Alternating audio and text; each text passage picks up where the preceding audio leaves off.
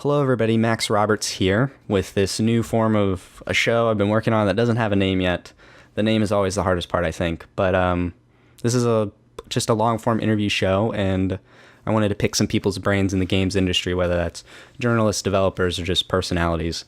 And with me today on my pilot episode is someone I look up to quite a bit in the industry, but he is I believe it's the editor-at-large was the official title over at Kotaku. Kirk Hamilton is with me today on this pilot episode. Hello, Kirk. Hey, Max. Nice to see you, man. How's it going? It's nice to see you. It's going well. I've had a pretty big weekend.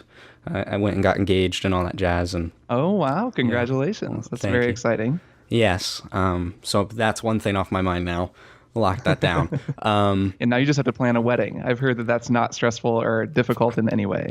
I have no experience in it, so I haven't done it before, so we'll see how it all goes. Well, good luck. Well, thank you. You know, I've kind of always just followed your work here and there on Kotaku, but I really didn't know. You've always kind of talked about music here and there, but I really didn't know you're a full-blown musician. You went to school for it. You play jazz, and the saxophone is what you primarily play, correct? Yeah, that was what I studied in school. So I play a lot of other things now, but that's still the one I'm actually good at. It's probably saxophone. And so I really wanted to know when you fell in love with the jazz and the saxophone. I'm a very casual jazz listener. Like, I can't name anyone except really big names, but I listen to like the local jazz station on the radio because there's no commercials and it's good music. So I'm curious about how you fell in love with jazz and the saxophone. Well, I had really good teachers when I was in middle school and in high school, so that was a big part of it. I think that, especially these days, it's harder and harder to just fall in love with jazz by coming across a jazz performance in the wild because there are so few of them. So a lot of times I think it comes down to having a good teacher when you're younger. So I grew up in Bloomington, Indiana, which is the same town as Indiana University, where they have a very, very good music program, a great jazz program that's run by a man named David Baker, who is a sort of legend in jazz education and a really amazing man and jazz musician and teacher. So I was kind of always surrounded by that growing up. And then I guess it was in 7th grade that I started playing saxophone. And I had a really great middle school band teacher and then a really great high school band director, really, truly great, named Janice Stockhouse, who she was just a big deal for me. And then I got to, take private lessons with people at IU and sort of just getting to be around it and play it and learn it and be around a lot of really good players helped me sort of see what was so cool about jazz, which is, I think, an important part of learning jazz, especially at first. And what is so cool about jazz? Because, I mean, I enjoy it, but what makes jazz so special to you? It's a lot of things, and I guess my appreciation of it changes over time. But at the time when I was younger, it was the language of it, I think, that I really liked. And if you don't it's a language. It's a spoken, free form language. So people think of jazz and they think, okay, everybody gets together and they improvise all at once. And that's sort of, it's just a bunch of people making stuff up on the fly. And that's true, technically, but also it's not quite that simple. I mean, there's an established vocabulary, and to learn, especially something like bebop, which is sort of the language through the 40s, 50s, and into the 60s of just sort of how you navigate a chord progression and how you improvise. There's a whole established language that everybody knows.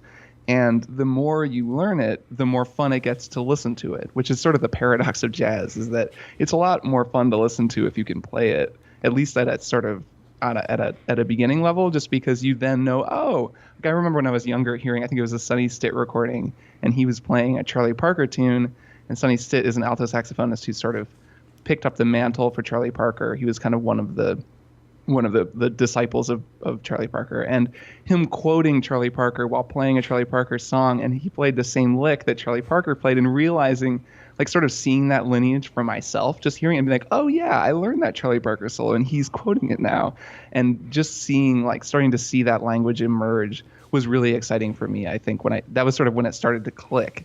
And I realized, this is more than just, getting up nervously in front of my parents and going up and down the blues scale. This is a whole language and a whole culture and a whole thing that I kind of can learn to understand. Yeah, it kind of reminds me of video games.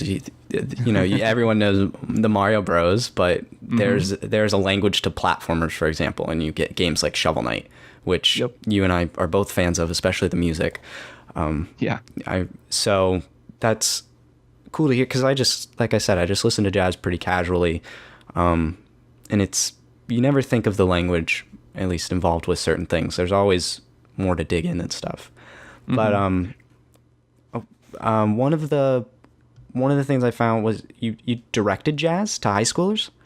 Yeah, I taught for a while. So I went to music school in Miami. Actually, you're in Florida, right? I am. I grew up in Brownsburg, Indiana, which is about an hour. Funny. Which is about an hour away from Bloomington. My dad went to Purdue though, not IU. So I guess we're supposed to be rivals. We're like your rivals with Kentucky, not Purdue though. So Purdue is fine. He does not like IU, so we're sure rivals, I guess. But and now I live in Orlando. So, but you went to school in Miami. Yeah, I went to the University of Miami, to the Frost. I guess it's now called the Frost School of Music. It's one of those weird things where you graduate, and it was a good jazz program when I went there, but it keeps getting better. So now it's called the Frost School of Music, because I guess they have a different name, but I that's where I went. Anyway, it was a really good jazz program, and kicked my ass. Like, it was a huge, I don't know, showing up and thinking you're good. It was a good experience to show up and think I was really good. Oh yeah, I'm the man. I'm the best in my high school. I'm so good. And then just, no, man, I was not that good. And to just realize, like, I think in any performing field, you're going to very quickly be disabused of the idea that you're one of the best. I mean, unless you literally are one of the best, but you're probably not. You're probably just okay. So that was helpful. But after that, I moved to the Bay Area, to San Francisco. My sister lived out there, and a lot of my friends moved to New York. It was sort of a common thing, I think, to go to New York after Miami, and I didn't want to do that. I was kind of burned out. Music school was pretty tough, and I needed a fresh start. So I moved to San Francisco and pretty quickly began teaching, just to supplement my income in addition to playing. There are very few people who just make money gigging. Like, everybody teaches some. And so I wound up in a really cool position where I was the second band director at a private school in the city called the Urban School of San Francisco, which is this wonderful, extremely expensive, extremely, the kind of place that I would have loved to have gone, but did not. And got to be one of two band directors there for about 7 years. So I worked there for a long time. It was a really, really cool job. So what is it like then, crossing or flipping sides, I guess, from being the student and learning the language to teaching that language to other students? I think that any teacher would tell you that being a teacher, you never stop learning. You actually really have to know your stuff if you're going to get up in front of a class of students and tell them, what to do. And you can't, you kind of start out faking it. And I remember the first private students I had when I was still in Miami, I would just sort of show up and teach them licks and like do kind of what teachers had done for me. But it takes a long time to even get okay at that. And then teaching a class, like I was directing a jazz band, and my band, so I was the second director. So my band was mostly freshmen and sophomores. And this is a pretty small school. And everybody comes in. So all the kids play guitar and piano and drums. And so it's really hard to put together a jazz big band because you need saxophones and you need brass, you need trumpets and trombones. So we would basically take kids and they'd all come in, I want to play guitar. Okay, sorry, kid, we can't have a band with 18 guitarists in it. So you're probably not going to get to play guitar, but what would you think about trombone? Trombone's pretty cool. And then kind of give them a trombone and get them lessons. And, then they would be able to play two notes, and I would have all these kids in my band. So it was a mix of some kids. I had some really great, really talented young kids in my band. And then some kids who really just they were musical and they had good ears, but they'd never played their instrument and didn't know what they were doing. So it was a lot of different, it demanded a lot of different things at once, both like kind of teaching and from the performance side of it, just sort of like pulling together a lot of different levels of talent to just put on a show. We put on 2 shows a year and just not, have it go down in flames on stage in front of everybody's parents. So it was, it took several years before I felt comfortable teaching. And then I did for a while. I think I actually got pretty good at it, and then stopped doing it to write about video games, and now I miss it. Yeah. Well, also in 2008 and I guess a little bit into 2009, you actually made an album and put it out, The Exited Door. And I gave it a listen to, and Oh, nice. my favorite song's "The Mayor," by the way. Oh, that's my that's a fun song. That's my like Queens of the Stone Age ripoff song. Okay. It That is reminded my me friend. kind of Pink Floyd a little bit, like Yeah, the it's sounds got they bring in. Nice. Yeah, that is my friend Dan Epchinsky, a brilliant writer and musician. He actually writes about video games some too. We worked on a blog together. We like the blog that I started, he would write for me. Now working in web development actually in San Francisco. He's a man of multi talents, but he's an amazing singer. Always a way better singer than I am. So I would always have him sing like belt out the the high notes, and wrote that song as a way to kind of feature him, which is a fun one. So what's it like creating an album? Because I try even just to mess around in GarageBand just to make an intro song for a podcast, and I have no talent whatsoever. Oh, well, I don't know about that. Everyone has talent. It's making an album is hard, man. I mean, I'm trying to make an album now, and I've got it kind of charted out, but it's really that it's just like any other kind of work where the minute you sit down to just do it, it's not that hard, like when I'm actually, it's like, okay, I'm going to just spend 3 hours today and I'm going to force myself to sit there with a piano in front of a piano with a notebook, and I'm just going to write this freaking song. And if you do that enough times, or if I do that enough times, eventually, the wheels start to turn and I can get it done. But that's just kind of writing a song. Like, I look back at that album now, at The Exited Door, which was kind of I'd had this rock band in San Francisco for a while, and had always, when I graduated, was like, I don't want to be a saxophonist. I want to play guitar and be lead singer in a rock band. And I'm not a great singer and I'm not a great guitarist, and I think I'm an okay songwriter. But I just that was what I wanted to do. So I started working on it, and the band was really cool. We were called Square Tape. We had a lot of fun. We were never great or anything. We did a few shows. We released an EP, and then I kind of realized, okay, I want to do something slightly different and release this solo album. I think the album is cool. Like, I listen back to it now and I don't hate it, which is That's good. I don't know if you've ever listened back or read back over things you wrote a few years ago. I think everybody knows that feeling of thinking, oh my God, I was such garbage. I can't believe there's a permanent record of this. I listen back to it and I think it's fine. I'm like, okay, cool. I'm still proud of this. I think this was a cool thing that I made. At the same time, I think that it's kind of an album, but it's kind of not. Like, it doesn't have a unified vision to it. The first few songs do, and the ending does. And there are these parts musically where I introduced the theme and I developed it, and it has these kind of moments that feel like, oh, this could have been this sort of narrative musical thing. But then there are also just parts where it's like I was just thinking, oh, I want to write a song that sounds like this, or let's do a song that sounds like this. And I was kind of just free associating, which is fine. I mean, plenty of albums are just collections of songs. But I think like the thing I'm working on now is more unified, and I'm making more cuts. Like a song like The Mayor, which is this kind of dirge, like hard rock thing with a totally different singer and a totally different attitude. That's cool, but also it doesn't really fit. And so I think I'm trying to make more smart cuts this time around, and like to have learned from listening back to that and think, okay, can I make something that actually has, a beginning, a middle, and an end, and a unified sound and all of that. So we'll see how it goes, but it's a whole process. Do you plan on having like a collection of people helping you out with this one again? Because there were multiple people and musicians on The Exited Door. Is your second album solo completely, or you have other people helping you out? Oh yeah, no, it'll be a lot of people. I think that was one of the best things about The Exited Door. And really, so if you're like, like I said, I don't think of myself as a very as some virtuoso singer or guitarist or anything like that. And there are people, like some of my favorite musicians, like a guy like Jeff Buckley. Have you ever listened to Jeff Buckley? Do you know him? If I have, I didn't know it was him. That's how casual I am. He sings, if you've heard him, he sings this version of Hallelujah, of the Leonard Cohen song Hallelujah, that is like really famous, that you probably heard. From Shrek? Anyway, it's the one that's in Shrek, but it's not that version. I think that's Rufus Wainwright in the Shrek one. That's a good version too. But Buckley's version is crazy. It's just him on guitar and singing. So he's like a freak of nature, right? Like, he's an incredible guitarist, and his voice is just was amazing. He's passed now, not alive, but so was, I guess. But he was an incredible genius, right? So that kind of guy can do anything.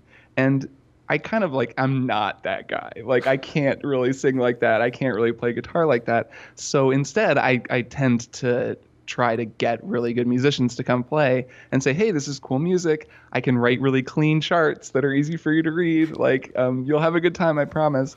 And that's worked so far. And I really do like that part of the process of being able to bring in really good players and then just featuring them because they're all, doing the thing. Like if I were playing saxophone on the album, I would feel more comfortable featuring myself in that way. But yeah, I think this next one will definitely have a lot of now Portland musicians, but it'll have a lot of people on it. Do you have a timeline for this album at all? Because you've been I've working on it for a while. Like I feel like, oh man, I feel like I should. I'm hesitant to.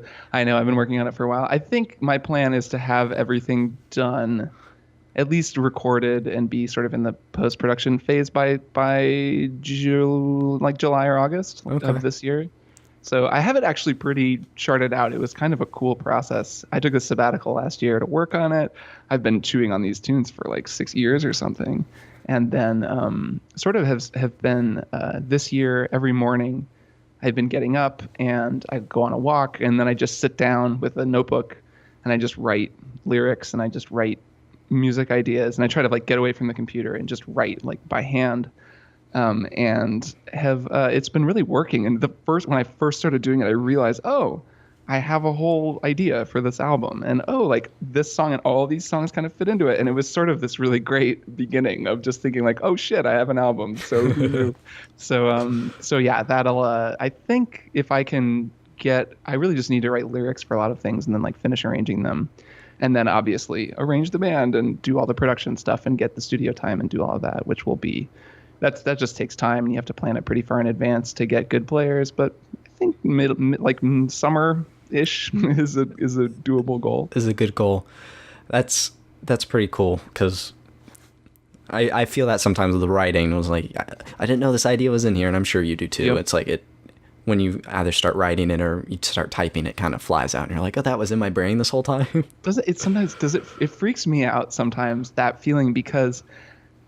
If you've read Stephen King's, he's written this very good book on writing.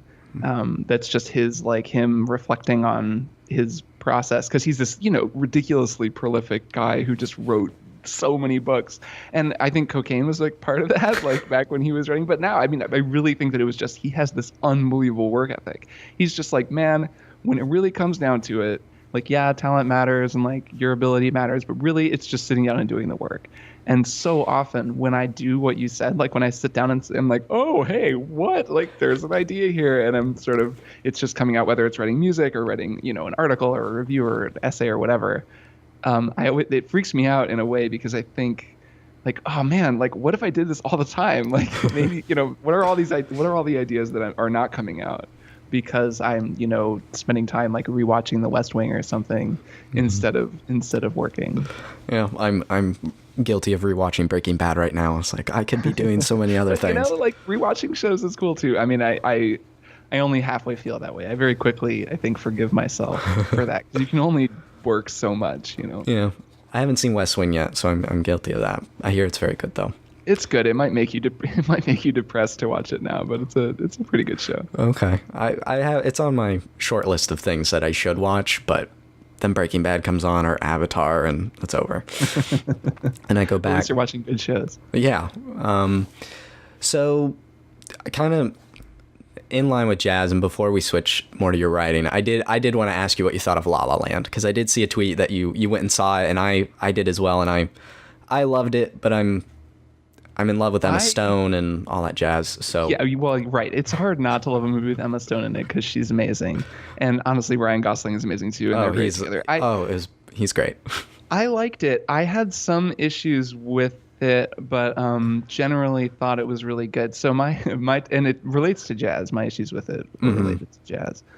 So Damien Chazelle, the director, also made that movie Whiplash. Yeah, I've seen the trailer for that one. About his sort of background as, I believe, as a jazz drummer. He had a really hard-ass teacher, which I think sort of informed that movie. He was never a professional musician. I don't think he went to music school or anything, but he was definitely serious about it and played in high school. Something that bothered me about La La Land and about Ryan Gosling's character was that I just didn't get the sense that this guy understood jazz. There's this view that's sort of perpetuated about jazz among some, just among some people today, and it's like a very common refrain, and that's that, oh, jazz is dying, and we need to save jazz, and it's this beautiful, vibrant music that will never go away, but nobody goes and sees it anymore, and there are no more jazz clubs, and like that's, so in this movie, Ryan Gosling is a piano player who wants to own a jazz club, and he kind of comes back to this regularly, this refrain about what jazz could be. And there are scenes where they kind of go to the club and there's like a small jazz, a small group playing jazz and they're dancing around and it's like, this music is still so great. And all of that just leaves me really cold because I don't think it really understands what jazz is or what jazz became. Like jazz is alive in 100 different kinds of music that are played by people. It's just not like that exact version of jazz, right? Like the 5-piece, trumpet, tenor sax playing like hard bop instrumental jazz where everybody plays long solos. And it's like, that's okay. That type of music. Yeah. That music had its heyday and it was like 50 years ago. And now that's just not really like what's happening. But there's so much music that evolved from that, right? And so many different types of bands where, that jazz musicians, their people can play jazz, make these bands. It's just not that exact kind of music. And what was interesting about La La Land was I thought John Legend's character, like, was this kind of very like specific rebuttal of that. And he was saying, well, no, man, this music is great. Look what you're doing. And that show, I think the scene where he plays with John Legend's band, that was a sick band. They were really good. And I think I in another movie, the point would have been, dude, you don't get it. This is the music now. But the movie didn't quite commit to that, I thought. Like there was the later scene where they're doing like a photo shoot and it's kind of like he's selling out or something. And I wasn't sure what the movie was saying with that. Like I was like, well, who cares if you have to do a photo shoot? You're playing with a nasty band and you get to play these huge solos for giant crowds and you're really killing it. So I don't know. That I didn't love that one aspect of it, or I felt it was like slightly confused. I think Damien Chazelle maybe doesn't totally get jazz. At the same time, I thought it was an amazing movie and like visually just ridiculous. Like the music of the choreography of the camera work and stuff was just amazing. It was so fun to watch. I was like just grinning ear to ear the entire movie. I was too, and I was stuck in the front row because apparently this theater I went to see it, not a lot of theaters were playing it, and so it was reserved seating at this one theater, and we got stuck in the front row, but the seats like reclined back. But even with that, I was like, this movie was great. I love it. It was just a lot of those long shots, man. In the intro sequence, and then that they do the song she does with her roommates. There are these parts where it doesn't cut for I don't even know how long. The camera's those one just, shots, like, man, in and out of the house, and they're like moving into. I was like, this is just ridiculous. This is so cool that they choreographed all of that and pulled it off. It was just amazing. I thought it was an awesome movie. I loved it. But I was curious about your take on the jazz because I saw that one tweet, and I wanted to get your take. My grumpy jazz grump. But no, that's cool because I think it's a part of that language you were talking about in your so. And that's kind of the cultural language of jazz too, which is sort of like a different thing and something that I appreciate more and more as like jazz as black music and like the evolution of black music since, throughout the 20th century, basically, and just viewing it as this one type of music that needs to be like, the one period of jazz, which is like the 40s to the 60s. And it sounded that way, Art Blakey and the Jazz Messengers and Miles Davis and all the John Coltrane and like the people that everybody knows. It's just that there have been so many kinds of music that have come from that, so many kinds of black music and all, any cultural music that's come from jazz since then. It just gets a little bit like, I don't know, it's so precious to view jazz as just this one thing. And that's all it is. And that's what we need to preserve forever. Like that just music doesn't work that way. So it's a kind of I guess it sounds snobby to say that it's a non-musician's way of viewing jazz, but it feels a little bit that way to me. Yeah, you're on the inside looking out, and you want people to get it. Yeah, to sort of, and it's so cool. Anytime someone tries to get jazz, like I'm all for that. Like more talking about jazz is great. It's just it's tricky, and it's harder when you do it. I'm sure that game developers feel this way all the time when people talk about making video games. Yeah, or like a remaster, file save as PS4 port, and it just. It can't be that simple. No. But, speaking of games, what you actually do right now as a career is write about video games at Kotaku. And I'm curious where that the love of writing came in and how that transitioned from music into writing about games, kind of that transitional period. Yeah, well, I always like to write and I always like to read, and I think that's, like my parents read me a lot of books and we're both really good writers and editors and helped me become a better writer when I was young, and I think that that's like going to be an important thing for a lot of people. Like I was lucky in that respect.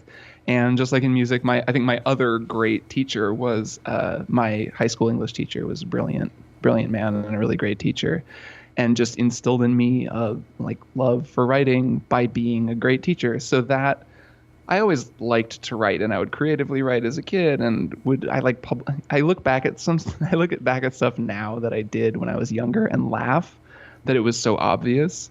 Like I would write a newsletter about all of my friends and like put it together in Microsoft Publisher and print it out and give it to them.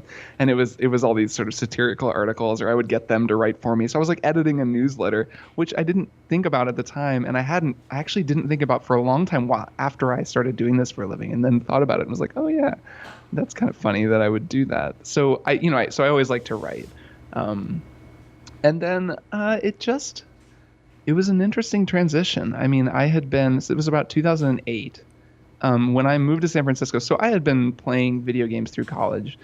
I never had a game console growing up, but I played PC games, and then I had a gaming PC in college. So I was like, playing stuff through, like I graduated in 2003. So through like 2001, 2002, I was playing a lot of games there. I got an Xbox, finally played Halo, was sort of like, why does everyone think this is good? Haven't they played Half-Life? Like I was like one of those snobs. And then when I moved to San Francisco, I sort of decided, okay, I want to learn to play guitar. I want to, actually do this. I want to get good at this and release albums and write songs. I feel like that's something I want to do, and I'm not going to have time to play video games. So I kind of, like, I sold my PC and switched to Mac for recording software, and I think I sold my Xbox. I just didn't have any gaming stuff for like maybe 5 or 6 years, 4 or 5 years maybe, in the 2000s. So then I came back in like 2007, I think, and I had been teaching for a while now. I was sort of stable, and I was like, okay, I'm going to get an Xbox 360 because there's a new Xbox, and apparently it's really good. And I remember I got it, and I got Oblivion and Grand Theft Auto San Andreas, because I had kind of missed the like tail end of the Xbox PS2 generation, so I like hadn't played a lot of those games. So Oblivion had just come out, and then this was 2007, so it was like the fall that Mass Effect came out, the Orange Box came out, the first Modern Warfare. It was crazy. It was like, and BioShock I think had just come out, so it was this wild time to get back into video games. And I remember just thinking, holy crap, video games have gotten good. And I always, I had liked them before, but whoa, it was a whole new thing. So I was just very excited about that. And Grand Theft Auto 4 was about to come out. It was just like the peak of that generation. There were all these great games coming out. And right around that time, I also discovered sort of a different group of people writing about video games than I had, encountered before, I guess. I hadn't really thought about video game writing the way that these people are doing it. So this is the sort of some writers like Michael Abbott, who wrote the Brainy Gamer blog at the time, Lee Alexander, who I'm sure you know, who is a brilliant game critic, and at the time was, I think, at Gamasutra or maybe at Kotaku. Who else? Just people people now who are making games like Nels Anderson and Steve Gaynor. Nels, who works at Campo Santo and worked on Firewatch. Steve Gaynor, who runs Fulbright. He actually lives in Portland and made Gone Home. And they were just like blogging. They were not doing any this was, I guess, in 2008. So this was almost 10 years ago. They had yet to really start making games. So it was a mixture of critics and game developers, and it was just this sort of really academic, much smarter approach to game criticism that I didn't know existed. And I remember reading it and thinking, ooh, this is really cool.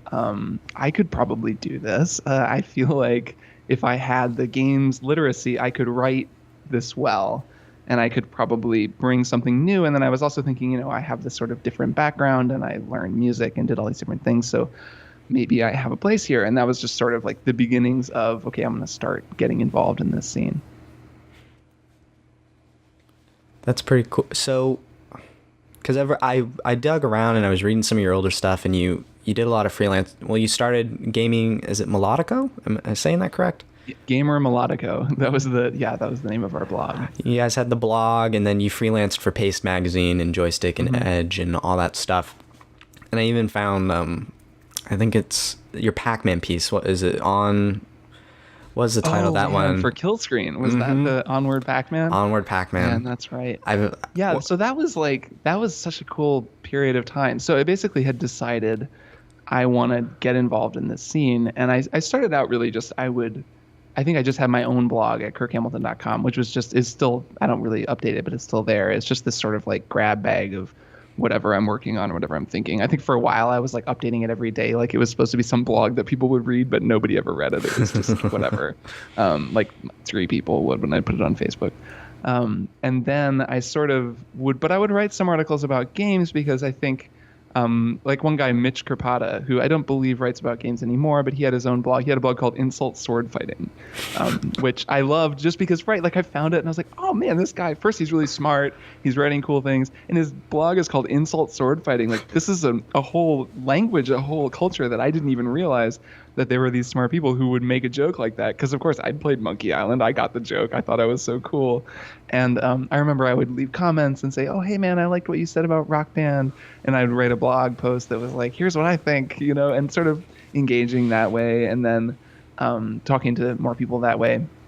I remember it was really helpful for me to be in San Francisco because the Game Developers Conference is there every year at the GDC.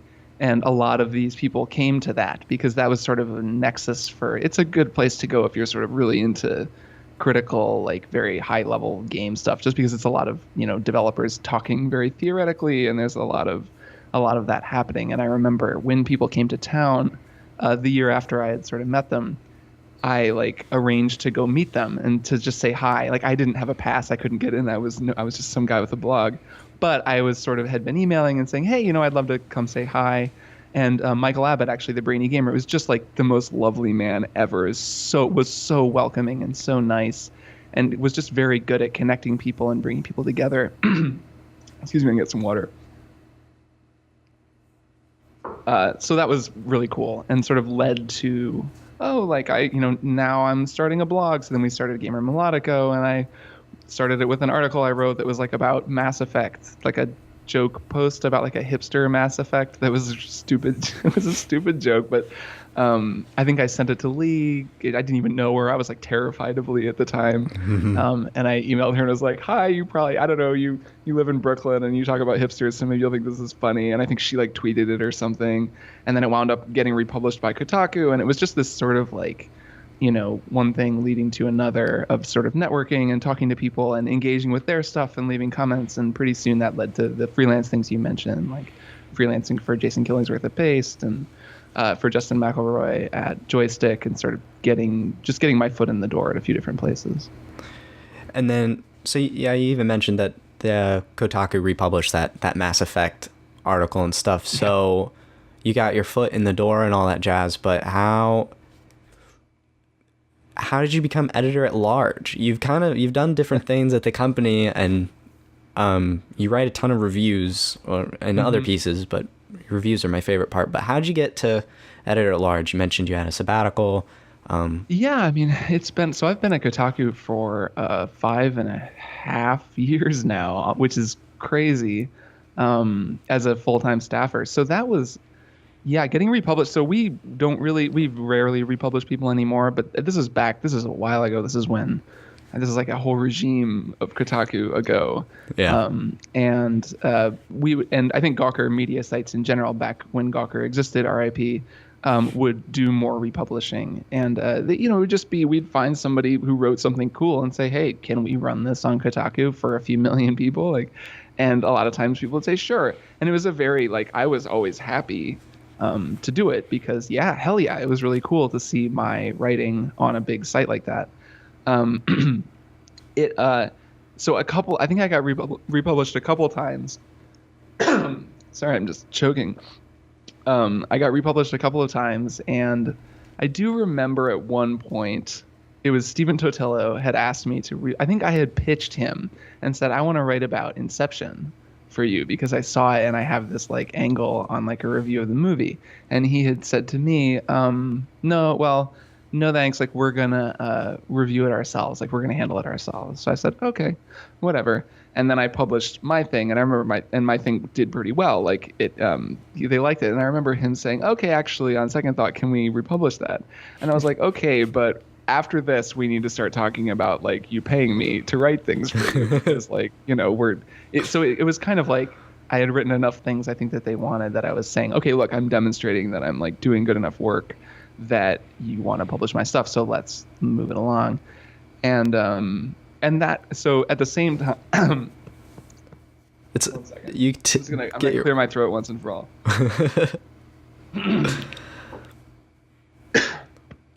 Okay, I'm back. This is you can tell, and when I say I'm not a good singer, you can hear me. I'm already losing my voice. So where were we? Okay, so basically that was happening along the same time as I had taken over the games vertical at Paste magazine for Jason, who had left to go work at Edge, and that was for very little pay at the time. They were going through a sort of transitional period, and I was kind of doing it. I mean, I would get paid per article, I think, but I wasn't like making a salary or anything like that. I don't think that's how it works at Paste anymore, but that's how it was for a brief period of time while they were sort of, I think they had been canceling the print magazine and sort of moving on to like becoming an online thing and figuring out how that worked. So I was writing for them and, running freelancers for them, but it was sort of not a like really locked down full-time job. Meanwhile, I think I had freelanced something for Kotaku. I was writing for Kill Screen, that Onward Pac-Man thing that like compared Pac-Man to, I don't know, like to jazz and like Japanese visual art, right? God. Yep. I was like, I've never heard anyone talk about Pac-Man like this before. It was definitely early Kill Screen. We were all pretty psyched up to do that kind of thing. So all of those things basically led to, I was doing a lot of writing. Stuff I was writing was getting picked up. I remember I wrote a Portal review that was like all photos of dominoes and stuff that people like really liked. And then Steven hired me to write something about Portal for Kotaku that was like a paid thing. And then it just was sort of like, I think that was kind of a vetting process. I'm not really sure. I can't speak to what they were doing on their end, but I think they were thinking, okay, maybe we can hire this guy. And then I met Joel Johnson, who at the time was the executive editor of Kotaku at E3, I guess that year. So that was 2011, I guess, at E3. And he offered me a job. So that was my first actual full-time job writing about video games with like benefits and, like an actual job. And that job, so I took that job, and actually the school I was teaching at the urban school, basically said, you can't do both. Because I had totally thought I was going to be able to do both. I'd be like, yeah, like I think it was fine with Joel. He was like, yeah, you can go teach a class a few hours a week. That's fine. But the school was just not really into it. In retrospect, it was the right call for them because I was so busy and it was such an overwhelming job that my work would have suffered. But I was really bummed out at the time just because I was thinking I can have it all. I can teach and I can do music and I can get this awesome job writing for Kotaku and it'll be great. And it didn't really go that way, which was, in retrospect, fine. So that was sort of the transition to being a full-time writer. So at the time in terms of titles, I was features editor then, which I kept that position for several years. And then in I guess at the beginning of 2016, the end of 2015, Stephen promoted me to deputy editor. So then I was deputy for the majority of 2016, which I was his second in command of the site. And that was cool, but like there came a point where I didn't really want to be managing anymore. It was a lot. It was more going to meetings and managing and like defining the vision of the site and sort of having long conversations about all kinds of things that were happening behind the scenes and just running a website, which is a cool job. But I'm a writer and I kind of wanted to get back to writing. So there came an opportunity around, I guess, in August or September to sort of reevaluate and look what I wanted to do. And Patricia Hernandez, a brilliant, writer and really just a huge addition, like a bigger addition than anybody understands to Kotaku. She was definitely interested in having more responsibility, and she's got editorial vision to spare. So we worked out a sort of new arrangement where she became deputy editor and I could become editor at large, which means I just write whatever I want. So that's what I do now. And that's pretty cool, getting to write whatever you want. That's pretty fun. Yeah, it's in some ways it's kind of it adds pressure. Yeah. Just because you have to come up, like, it's something, if you manage a lot, you sort of stop writing as much, but it's okay because you're always busy. There's always a lot of stuff going on, but you don't have to be kind of producing in the same way because you're going to meetings and you're having like discussions about the future of the site and you're kind of spending your time doing that. If you then tell them, hey, look, like, I'm hot shit, I want to go write and that's what I'm going to do. And then you kind of have to like go write and you have to really do that. And so that has been, I mean, it's been good, but it's been a bit of a kick in the pants for me. In terms of productivity, like, I really have to just sit down and schedule out my day and like get disciplined again and really write, which is good. But it's more pressure. That's something I need to work on a lot more, is just scheduling out, like sitting down and writing, like time to do that. Because sometimes it helps. Blocking out time, like, specifically helps. Yeah. And so, speaking of your writing, since that's all you do now. That's it. Like I've said before, the thing I love reading the most from you is reviews. When I find out you're reviewing a game, I get pretty excited. And thanks, man.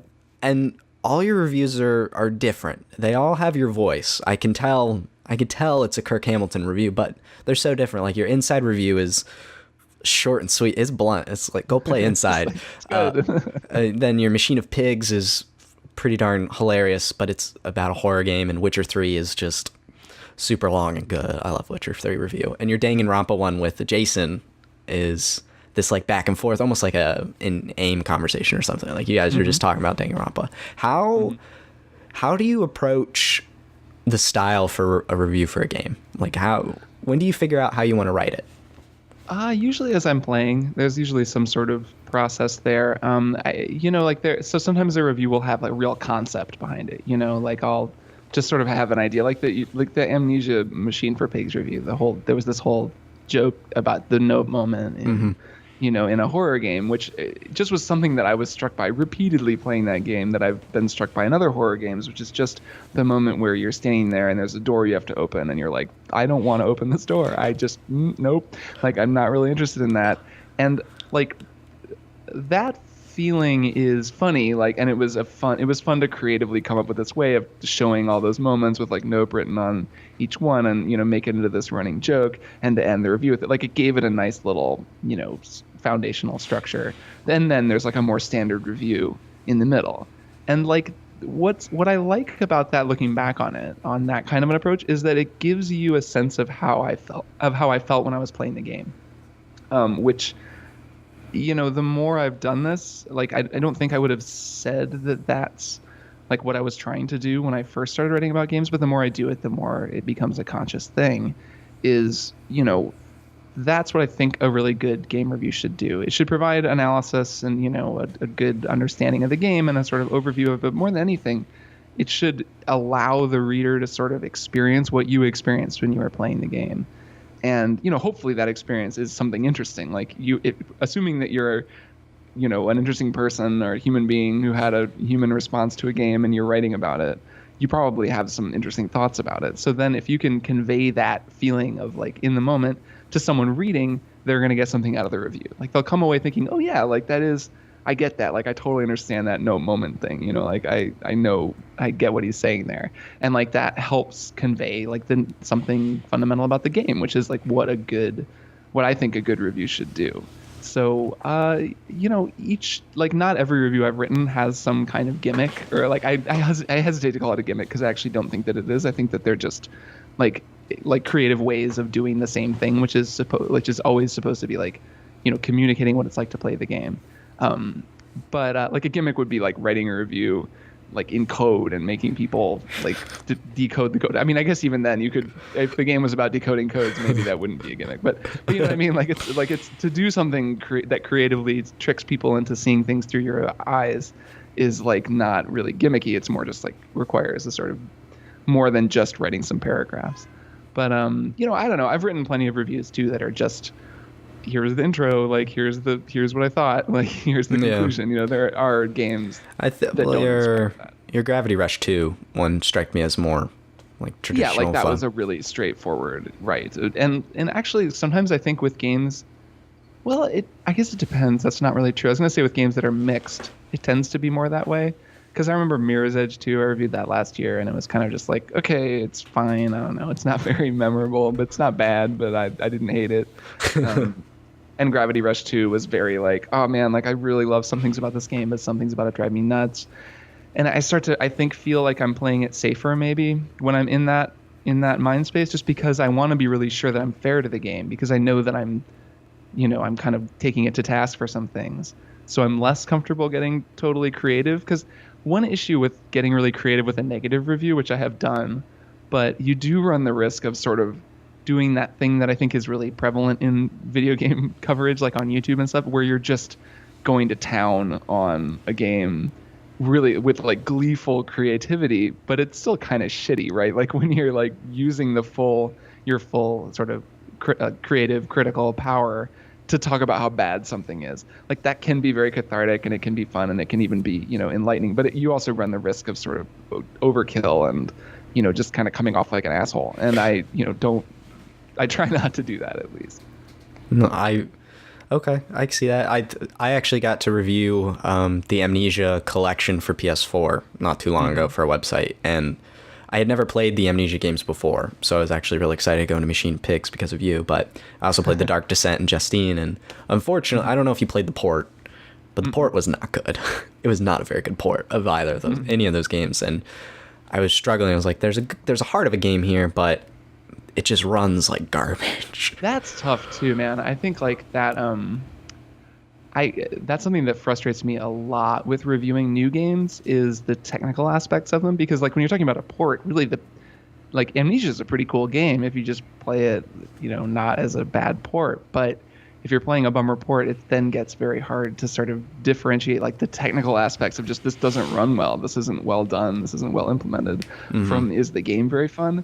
And I run into that a lot with when there's a new game that I'm reviewing, like I'm reviewing it on PC, like Just Cause 3 was a game like this. Oh yeah.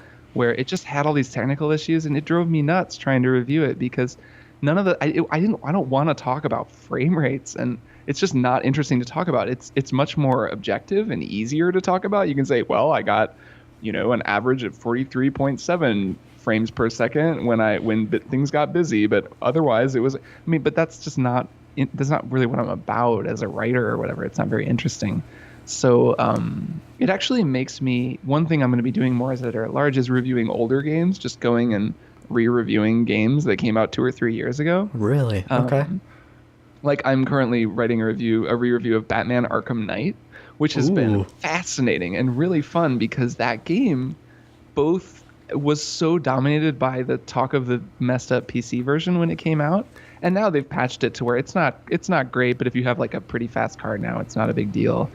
And also the reviews of that game were totally just like hobbled by spoiler concerns, because no one wanted to talk about anything that happens in the game. So you've played this game, right? It's my favorite Arkham game, specifically because of the Joker.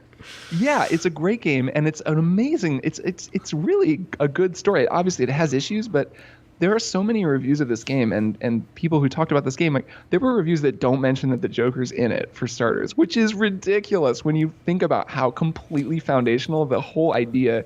The entire game is like Batman slowly losing his mind and like becoming the thing he's most afraid of, and constantly wrestling with like in 100 different ways the fear of like losing the people that count on him, and then it's just every spoiler in the game is like an important part of this big story that it was really ambitious that they tried to tell. And it's pretty cool to talk about it in those terms, and to talk about the ending, and to talk about the part that the Scarecrow plays and the part that the Arkham Knight plays, and how it's all part of this one big story. But you can't do any of that if you're reviewing it on day one, because you don't even want to say the Joker's in it, or people will crucify you. So I'm kind of excited about that. I'm excited to be doing that and saying, I don't care about the PC version, I don't care about spoilers, we're just going to talk about this game now. That's a really cool idea. Like when you said you were reviewing old games, the first game that pops in my head is Sly Cooper 2 Band of Thieves. I don't just go back and do that one. Because that game, It's so good. It did. Yeah, I've never played it. It did GTA 5 before GTA 5 did it. Like the three Nice. protagonist It's like thing. multiple protagonists. It's cool. I remember. Nice. I remember I wrote a blog about that. How Sly Cooper did it before GTA did. But Nice. So what I'm kind of curious if you maybe what the most challenging review you've written, like the game you're approaching. Maybe we start there because you've written so many. I have. And there's big games and there's little games. You know, you have AAA marquee like Witcher 3. It's like, oh my gosh, I'm reviewing Witcher 3. And then you've got something maybe on the smaller end of the scale like Danganronpa.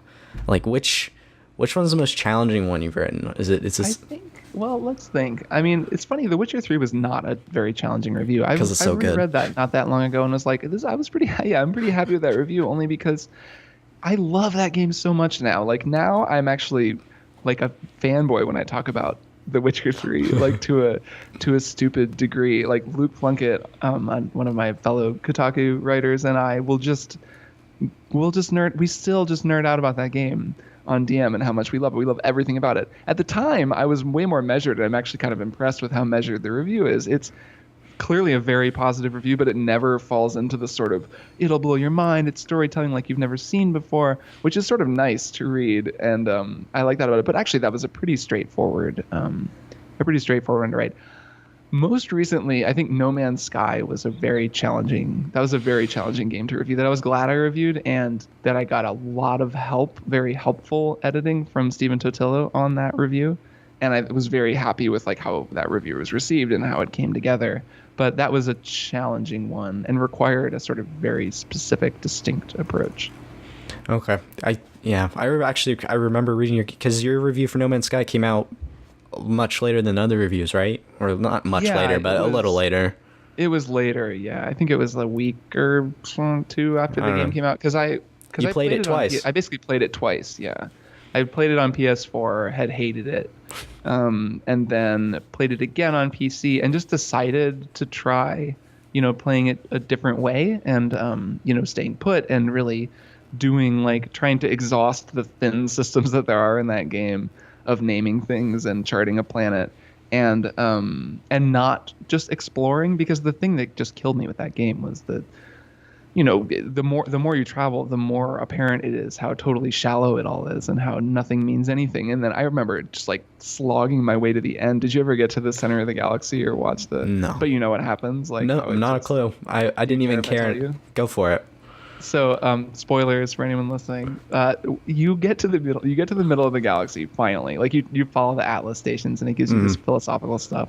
And then if you've kept all those Atlas stones, the 10, you need 10, and basically they're worth a lot of money, and they take up an inventory slot each and don't stack. So you probably didn't keep them. I know I didn't, because I didn't know. And I'm like, I don't have any inventory space. Of course I'm going to get rid of these things that are worth 30,000 credits each. So, but if you had, I went and watched the ending on YouTube. You just reset the whole universe or whatever, the whole galaxy, and just start over. Oh my gosh. That's the ending of the game. It's basically just a big, the journey is what matters. It's a bad version of Journey. Right. Like a version of Journey. If Journey had instead they had run out of time and had kind of stuck that ending on the end. So that was really frustrating. So then I replayed it on PC and sort of tried something completely different, and found that I actually really liked the game when I was sort of playing it in this different way, and then wrote this kind of almost like a review that disagreed with itself. And I think that kind of actually did capture something essential about that game, and was happy with how it came out. But it was hard. There was a whole other half of that review that Steven just was like, dude, you should maybe just cut this, because it was just a more standard review talking about, I don't know, inventory management and how the controls work and stuff that just didn't need to be in there. And I will be eternally grateful to him forever for suggesting cutting that, because now I'm still very proud of that review. And if it had gone on, it just didn't need to have all of that extra stuff in it. Okay. I like the sound of that. Now, to kind of tie everything together, the musician and the musical education and the writing and the reviews, I'm really curious.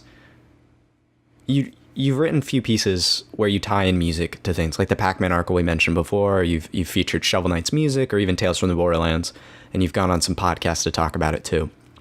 even the Brainy Gamer, I listened to that one. It was pretty good. Oh, that was the one with Dan Bruno, like from a million years ago. That was a really fun episode. So when you're playing a game and you hear the music or the sound or whatever, how important is that to you? And when you write about a review for a game, like how do you balance your love of music and maybe what you love or don't love in a game in your writing? How does it all blend together? Well, I guess that has a couple answers. Like one answer is obviously I think the music is just really important in a video game or in movies or in anything. Like if it's more additive than subtractive for me. I think if it has great music, I'll like it more, even if it's not that great. Like it's the thing where a so dramatic scene can be turned into an amazing scene if the music is good enough.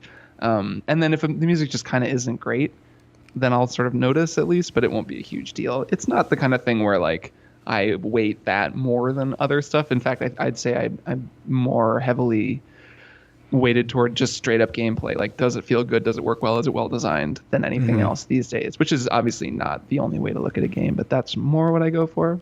But then I think really the way that the music part comes out is in writing itself. I kind of see writing as a musical act. Like I think that writing stuff to be read off of a page, there's a musical aspect to that. It's not a musical act. Okay, I guess that's like an overly grandiose way of putting it. There's a musical aspect to writing, right? Like there's rhythm, and you write with rhythm, and you write short sentences, and then you write longer sentences, and then you write a run-on sentence that like builds up some momentum, and then it cuts off, and then there's like a drop at the end of the paragraph, and then you have a graph break. And like if someone is reading along at a reasonable sort of pace, you can convey a rhythm and a bounce and like a musicality in whatever you're saying. And then the best writing manages to do that in service of the thing I was talking about earlier, of like conveying some essential aspect of the thing that you're describing. So if you're describing a gameplay section where, it's really frantic and you move really fast and it's really confusing and then it abruptly stops, you can do that with writing in a musical. It's a musical type of writing that then, the whole thing kind of works together. And I sometimes see that as like one way that I'm sort of synthesizing the various things that I've learned to do over the course of my life, I guess. And then I really do, I think about this sometimes really like in like how, okay, I've done this thing and this thing and this thing. How can they all kind of make the other ones better? And because teaching too, I think fits into that, because really part of what you're doing if you're writing for an audience and you're writing about video games is teaching isn't exactly the right word, but you're explaining things to people. You're telling them about your experience, or you're explaining a game they haven't played before, and you're doing it in a way that hopefully is approachable and like draws them in and lets them come out like they've learned something. And that's kind of what you do in the classroom too. And that approach, at least I think, sort of hopefully informs some of the stuff that I write, and is still there just because, it's just one more thing that I spend a long time doing, and it probably comes out in ways I don't even realize.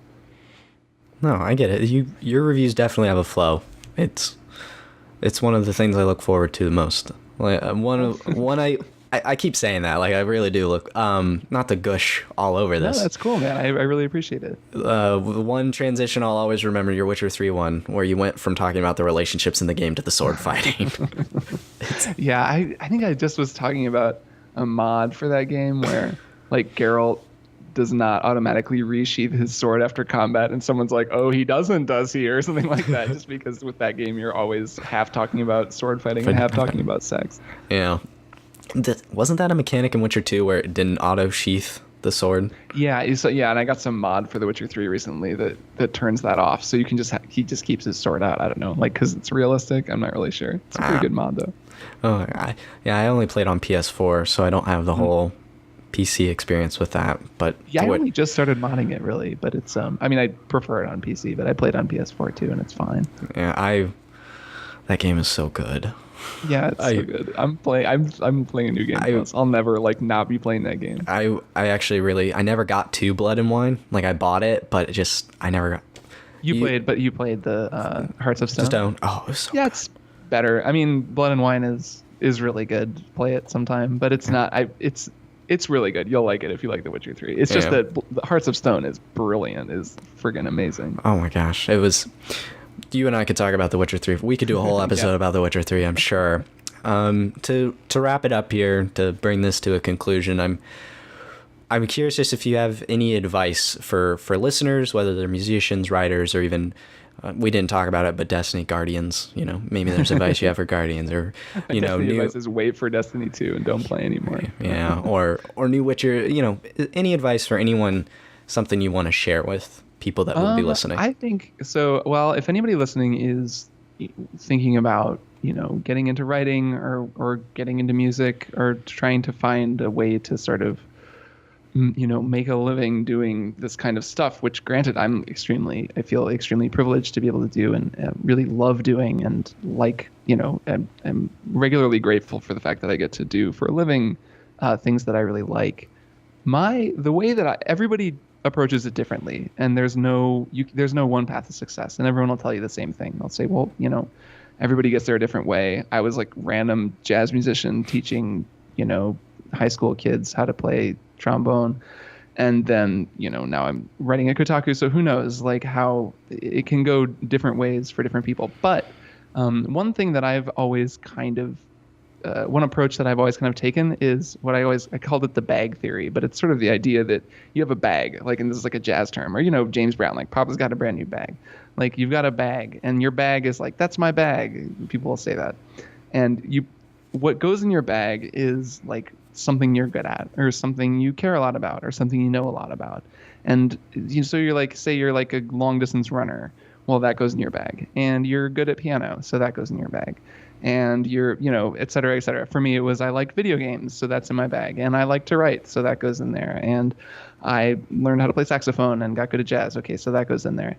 And the things, if you think of yourself as this kind of collection of those kinds of sort of interests and strengths, they tend to kind of germinate and enhance one another over time. Don't think I try not to think of them as separate things, it's not there are times in my life where I think, oh God, I'm spending so much time playing video games and writing about video games. I'm not going to finish my new album. I have all this music I want to do. I'm not going to teach again. But that's sort of not the way to think of it. And I try to push back against that, even though that's natural to think that sometimes, and think instead, well, all of these things are all part of me, right? They're all part of my bag, and they're all in there together.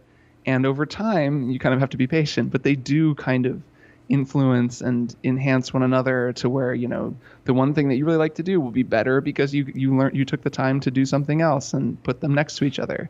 So that's, I don't know, it's not exactly advice so much as it is a philosophy, but I think it can be a helpful way of thinking about life and sort of your own professional sort of complete package as you go, and do, because in life, the more and more and more people are going to have to do lots and lots of different things. So it's a kind of a healthy way to think about that, I think. Awesome. I love it. So thank you very much for coming on here, Kirk. Sure, Max. It's my pleasure. Thank you all for listening as well. This is the first episode of whatever this will be called one day. I'll figure out a name one day. Good luck coming up with a name. It's not easy. Names are so hard. It took me forever to find a name for my blog, and now I feel like I'll never come up with another good name again. They tend to just come to you, so yeah. I'm sure it'll come to you. One day I'll be eating a bagel and it'll come to me.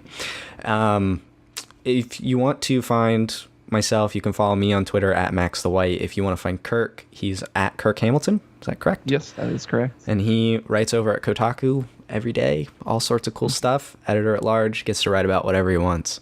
I'm really excited. I'm excited to read the Arkham Knight thing now. Yeah, I hope it's good. Well, that was a good game, so True. And without spoil, it's gonna be so much fun. Anyway, thank you all for listening, and thank you again, Kirk, for your time today. I really appreciate it. We'll see you next time.